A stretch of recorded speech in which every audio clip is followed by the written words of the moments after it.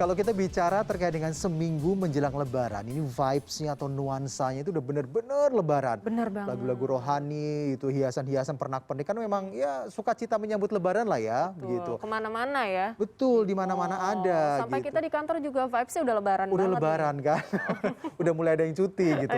Nah mungkin salah satunya juga hadirnya panganan, bahkan juga pernak-pernik yang mulai diburu oleh masyarakat, mungkin dibawa oleh-oleh juga di kampung halaman. Seperti di Magetan, Jawa Timur, ini pesanan keranjang parsel juga meningkat hingga 30%. Sementara itu terkait camilan kerupuk Malaysia yang adanya justru di Pekanbaru bukan di Malaysia, ini laris terjual hingga 30 kg dalam sehari. Wah, nah ini selain produk-produk Lebaran ya, kayak makanan ataupun ya kue-kue kecil atau kecil pernak-pernik, gitu. ternyata ini jasa bersih-bersih rumah juga banyak dicari masyarakat menjelang Idul Fitri. Di Tanjung Pinang, pengguna jasa bersih-bersih rumah meningkat hingga 70% pada Ramadan tahun ini. Kita lihat sama-sama.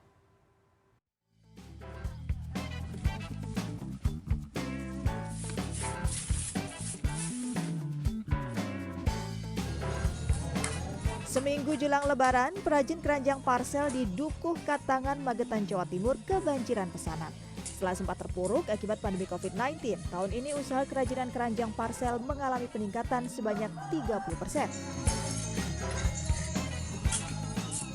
Suparno, seorang warga Dukuh Katangan, Desa Ringin Agung, mempekerjakan sekitar 15 orang karyawan dan dirinya mengaku masih kewalahan melayani pesanan. Terlebih, pesanan keranjang datang dari berbagai kota besar di Pulau Jawa. Kota besar di seluruh Jawa, Surabaya, Yogyakarta, Jakarta, Blitar, Bojonegoro, Mojokerto. Pak, biasanya itu kalau jelang Lebaran digunakan untuk apa nih keranjang Pak kebanyakan? Kebanyakan digunakan untuk parcel-parcel buah, parselan pokoknya. Dalam sehari, Suparno mampu membuat 200 buah keranjang parsel siap jual.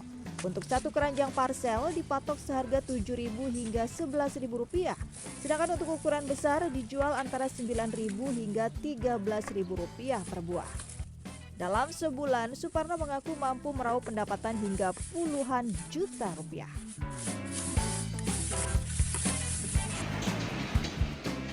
Selain keranjang parsel, camilan khas di Hari Raya Idul Fitri juga mulai diburu warga sepekan menjelang Lebaran. Di Pekanbaru Riau, warga Kelurahan Sekip sibuk memenuhi pesanan kerupuk Malaysia. Setiap harinya, Susi, pemilik usaha kerupuk Malaysia bersama 5 orang karyawannya memproduksi hingga 30 kg kerupuk. Malaysia nih. Dari keluarga resepnya, terus dikembangkan lagi kan bumbunya sama tambah lagi. Akhirnya dari tahun ke tahun semakin meningkat orang yang pesan, apalagi terutama di bulan puasa ini untuk kue Lebaran. Usaha kerupuk Malaysia buatan Susi dijual dengan harga Rp7.000 per kilogram. Pada tahun 2021, omset penjualan sempat turun karena sepinya pesanan di tengah pandemi. Kini di Idul Fitri 2022, pesanan telah mencapai lebih dari 2 ton dengan omset hingga ratusan juta rupiah.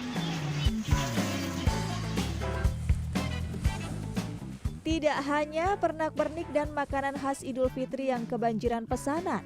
Di Tanjung Pinang, Kepulauan Riau, jasa bersih-bersih rumah juga banyak dicari menjelang Hari Raya Idul Fitri. Pemilik jasa mengatakan sudah ada 60 orang yang memesan jasa mereka, di mana setiap hari ada 3-4 orang yang melakukan pesanan. Dalam sehari, petugas jasa bersih-bersih rumah bisa membersihkan 4-5 rumah. Jumlah tersebut meningkat sekitar 70% dibandingkan tahun lalu.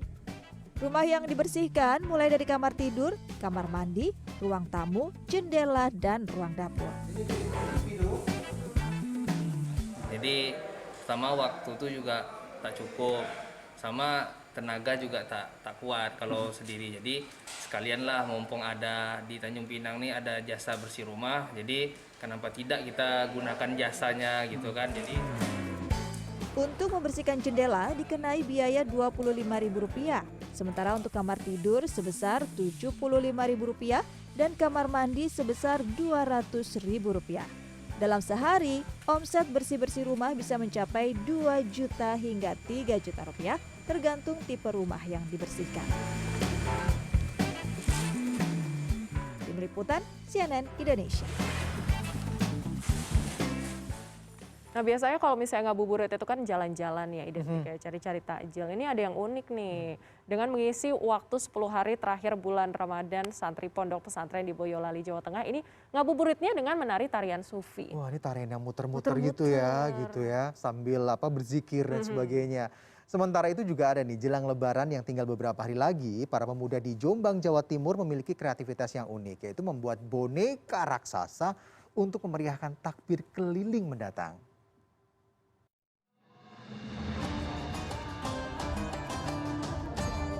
Mengisi waktu jelang berbuka dengan berlatih tarian sufi menjadi rutinitas bagi santri dan santriwati Pondok Pesantren Nurul Hidayah Al-Mubarokah, Andong, Boyolali, Jawa Tengah.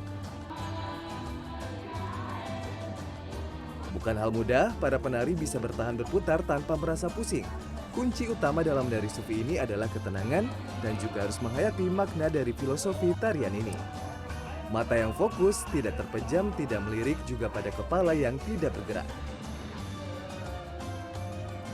Tarian penuh makna religius berasal dari Turki ini seminggu sekali ditarikan oleh para santri. Selain sebagai kurikulum pondok, bagi para siswa dengan menari tarian ini mereka juga belajar lebih fokus dan berkonsentrasi. Manfaat tari sufi ini apa ini, Mas? Bisa berkonsentrasi dalam menjalankan ibadah puasa ini, lebih khusyuk, lebih fokus.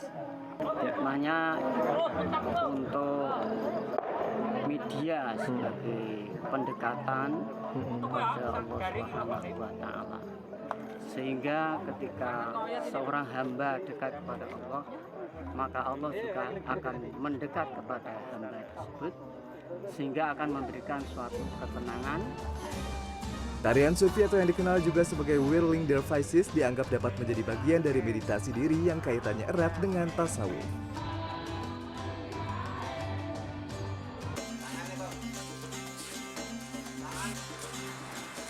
Lain halnya dengan yang dilakukan para pemuda di Dusun Jajar, Desa Kepukembang, Kecamatan Peterongan, Jombang. Mereka berkreasi membuat boneka raksasa yang terinspirasi dari game online untuk memeriahkan takbir keliling mendatang. Menggunakan bahan baku dari limbah sak semen dan kardus, boneka ini memiliki tinggi 2,5 meter dengan berat 15 kg. Sementara perakitannya sendiri membutuhkan waktu hampir 1 bulan sejak awal Ramadan dengan anggaran mencapai 2 juta rupiah. Untuk menggerakkan boneka ini butuh orang yang memainkan dari balik boneka serupa ondel-ondel. Inspirasinya dari game yang lagi tren, Domino. Ada berapa yang dibuat ini, Mas?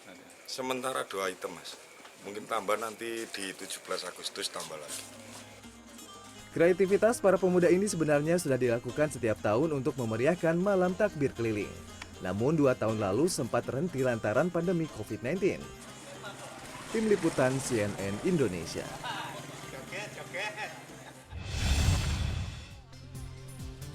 Pengunjung salah satu mal di kota Tasikmalaya berhamburan dan berebut keluar gedung usai mendengar isu bahwa bagian mal ambruk akibat diguncang gempa. Ya, informasi selengkapnya usai jeda, tetaplah di Good Morning.